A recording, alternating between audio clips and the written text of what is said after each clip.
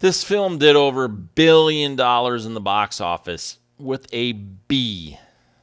With a B? Billion. Okay, you said isn't that crazy? $1 billion $1 billion in the box office. B. A B, not a million, a billion. All right. Billion. I won't go down the route that I'm thinking right now. Yeah, don't go down that place. Which Hermione? What was this, 2001? Yeah. 2001. We saw the Twin Towers. No, we didn't. I forget what year that was. Did we? Yeah, that was 2001. But, not that the UK cares about our political stuff that we're going through. 9/11, 2001.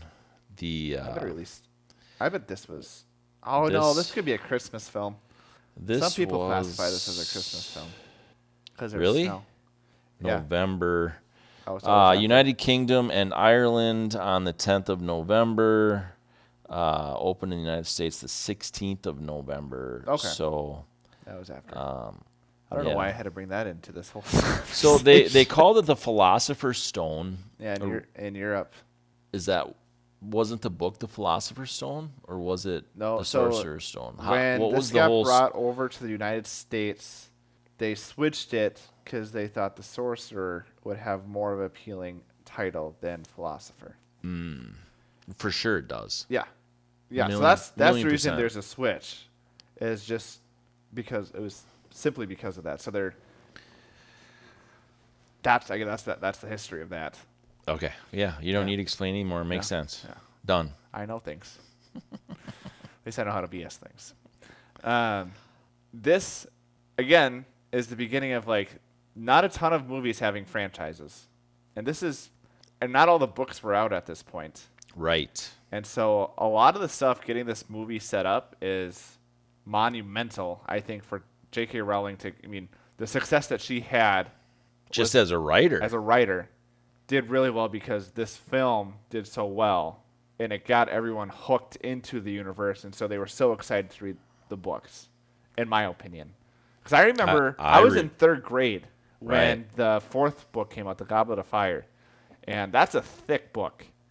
But I remember being so excited to pick it up and read it in third grade. And this is Tyler, who does. Do I have that on my bookshelf? I might have that on my bookshelf. It's around here somewhere. Yeah. Goblet of Fire.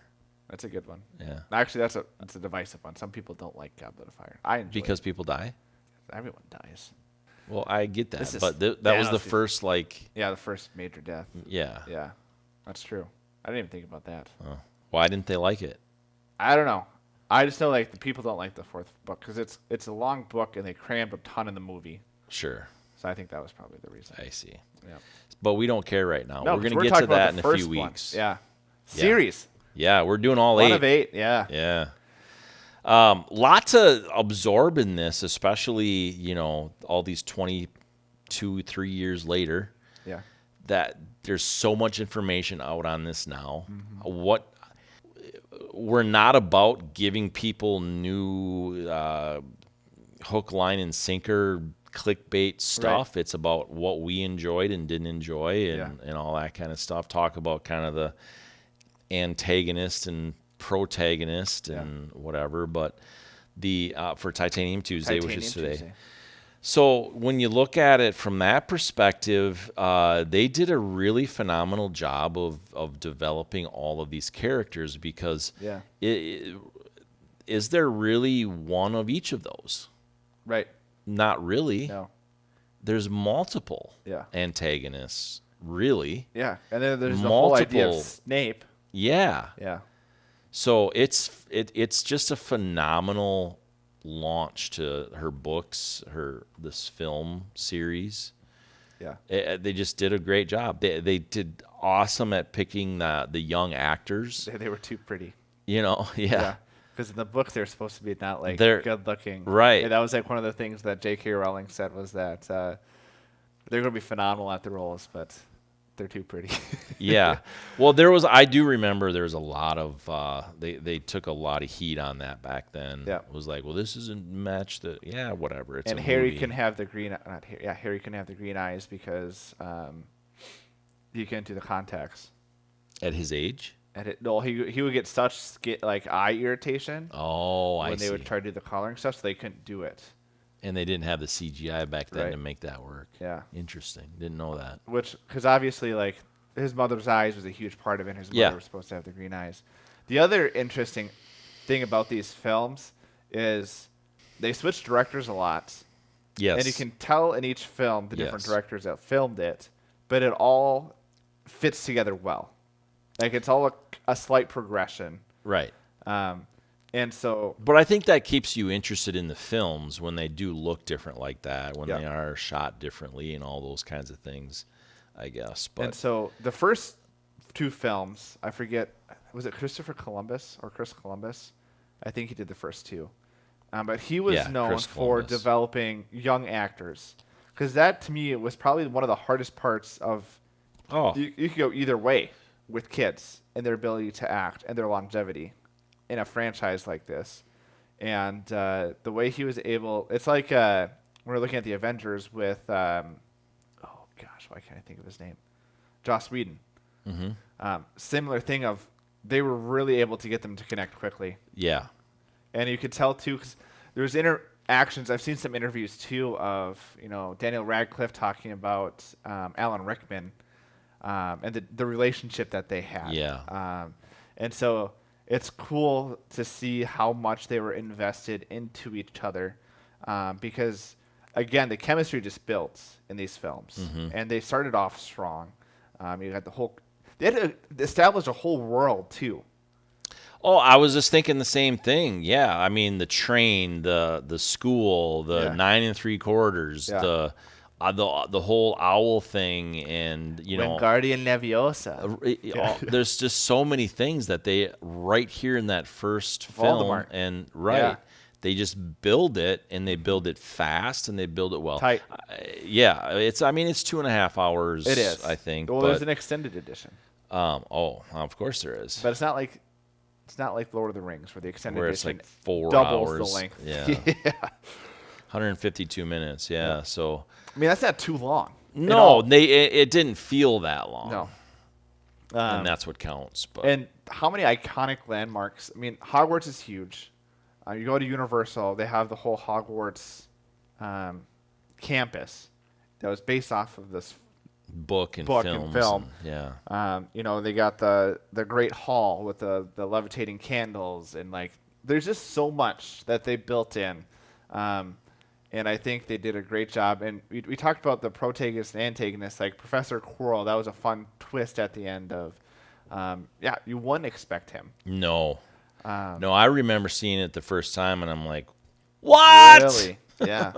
Poor Professor, The stuttering. Yeah, Professor I know. Quirrell. They got the Forbidden Forest, too. Like, there's just so much in this film. Yeah. Yeah, it's pretty crazy. Yeah. Really. It you holds think- up as well, which is huge.